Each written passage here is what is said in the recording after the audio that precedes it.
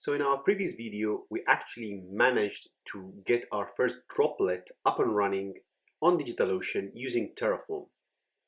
We didn't have to do anything on the UI manually in order to create that server. And our current status is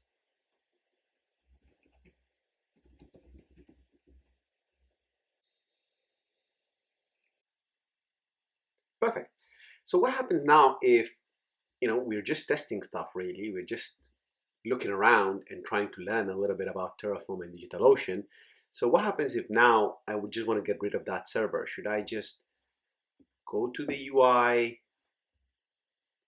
and click on destroy? No, the answer is no. Our answer is another Terraform command, Terraform destroy.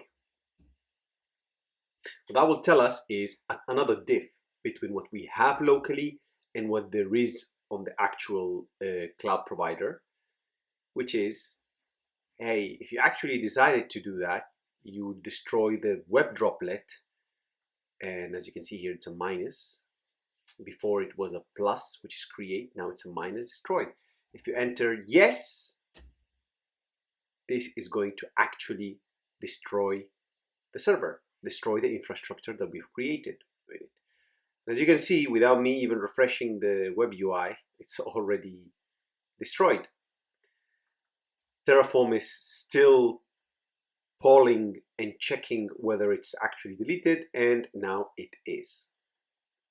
See you in the next video then.